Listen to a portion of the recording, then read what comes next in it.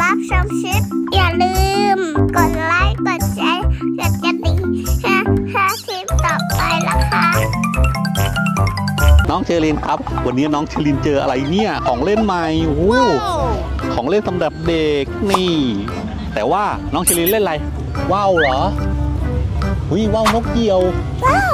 ไหนลองเล่นยังไงให้คุณป้าเขาสอนด้วยคุณป้าสอนหนูเล่นหน่อยค่ะ ตุ้มยังไม่มีตัวนี้ไหมลูกตัวนี้ไหม นกฮูกได้ไหมอันนี้คือเจ้าอะไรอ่ะอันนี้มันหมี นี่เหรอ มันหมีบินได้ ไม่ได้ นี่เชลินเล่นอย่างนี้เดี๋ยวเราลงมา ป้าหนูขอหน่อย ตอนนี้เด็กๆได้แล้วคนละ1 อันน้องเชลินได้นกอะไรนะนี่มันนกแก้วอันนี้มีไฟหมุนๆด้วย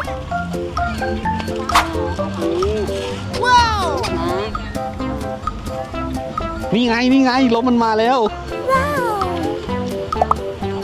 โอ้โหตอนนี้เด็กๆพี่มายูได้อะไรของพี่มายูคือตุ่นบินได้ตุ่นบินได้แล้วของน้องเชลินคืออะไรของน้องเชลินคือนกแก้วนี่ไงนกแก้วบินได้ใช่ไหมครับน้องเชลินไปเอางี้ดีกว่าเดี๋ยวเด็กๆลองวิ่งดูว่านกมันจะบินได้ไหมไปวิ่งกลับบ้านเร็วเอาวิ่งเลยนกแก้วบินแล้วนกแก้วมันไม่บินนี่น้องเชลินเล่นได้แล้วมันมีนกบินด้วยโอ้โหไปเด็กๆเราเดินกลับดีกว่าเร็ว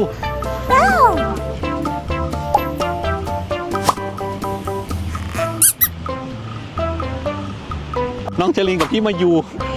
ได้นกมาคนละ1 ตัวมีการเลี้ยงนกกันด้วยพี่ยูได้ตุ่นบินแล้วน้องเชลินได้ตัวอะไรนกแก้วเหรอ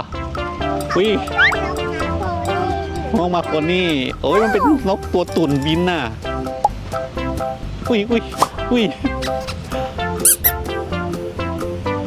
โอ้โหไปแล้วเร็ว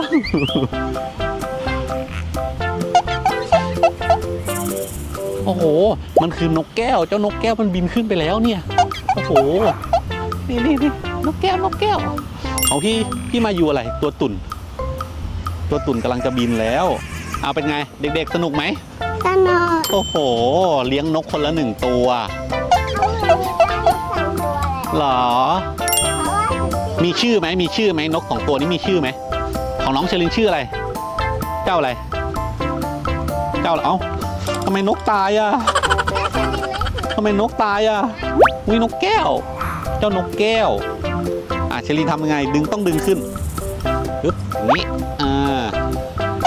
ไปนี่ฟื้นแล้ว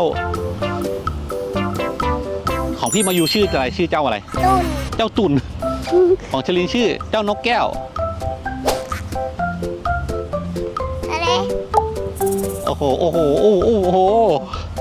นี่เด็กๆเลี้ยงนกกันอยู่เป็นยังไงครับเด็กๆเราไปส่องปลาแต่ว่าเราเจอนก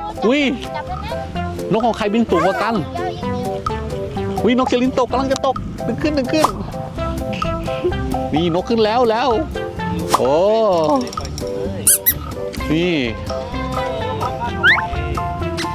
เราต้องมีลมก่อนนี่หลังว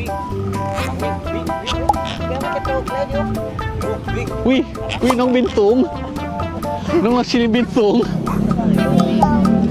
เมื่อกี้เดินทำแบบนี้นะ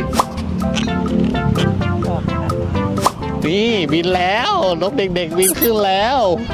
โอ้โห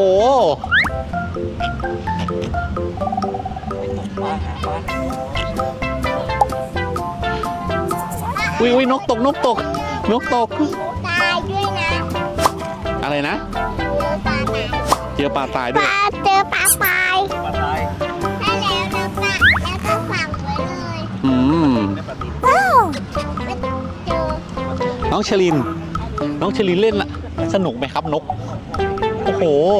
นี่นกของเด็กบินอยู่ข้างบนเลยโอ้โหมันจะขึ้นนกมันจะบินขึ้นบนฟ้าแล้วหรือเปล่าของพี่เชลินไปไกลมากนู่นนกเชลินบินสูง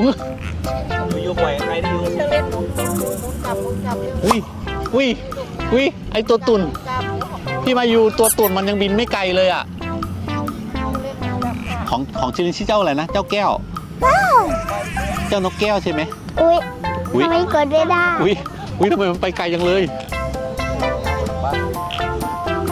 อุ้ยมันบินแล้วเฮลินมันบินสูง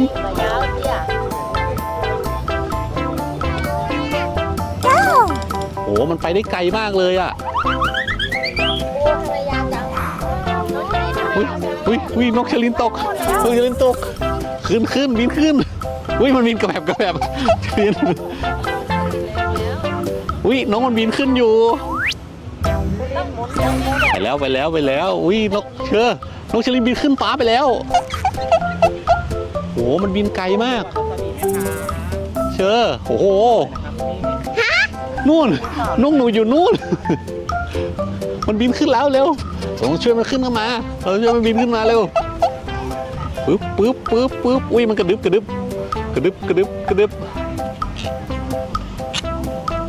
ลินหมุนมันกลับมาอุ้ยเชลินนกเราขึ้นแล้ว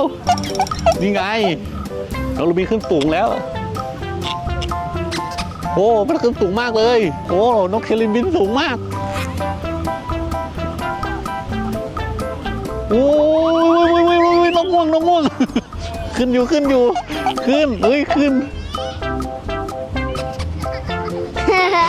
นี่นกเชลินขึ้นแล้วอุ้ยกระดึบโอ้ยนกเชลินขึ้นไหมลงมาเร็วนกเชลินบินขึ้นแล้ว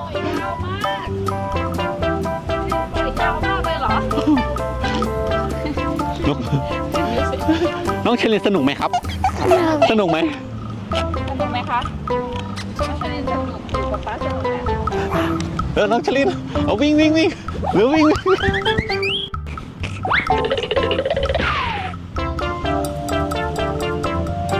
ป๊าหนูขอหน่อย เดี๋ยวป๊าจะทำให้มันสั้นๆก่อนอุ้ยน้องกลับมาหาหนูเอากลับมาหาหนู ไปเราไปยืนตรงนู้นดีกว่าลูกป่ะนี่โอเคปล่อยมาพี่มาโย หนูขอหน่อย เป็นยังไงบ้างครับน้องเชลินกับพี่มายูเล่นนกว่าวสนุกไหมโอ้โหมันไปอีกแล้วสนุกกันไหมวันนี้สนุกกันไหมเล่นนกว่าวกันสนุกไหมโอเคสำหรับวันนี้น้องเชลินกับพี่มายูก็ต้องขอตัวลาเพื่อนๆไปก่อนนะครับถ้าใครชอบคลิปนี้อย่าลืมกดไลค์กดแชร์เพื่อเป็นกำลังใจให้น้องเชลินด้วยนะครับสำหรับวันนี้ต้องขอตัวลาไปก่อนบายอย่าลืมติดตามกดแชร์แล้วกดกระดิ่งเพื่อค่าคลิปต่อไปนะคะบ๊ายบายโอเคกันไปเล่นว่าวต่อเลยไปเลย อย่าลืม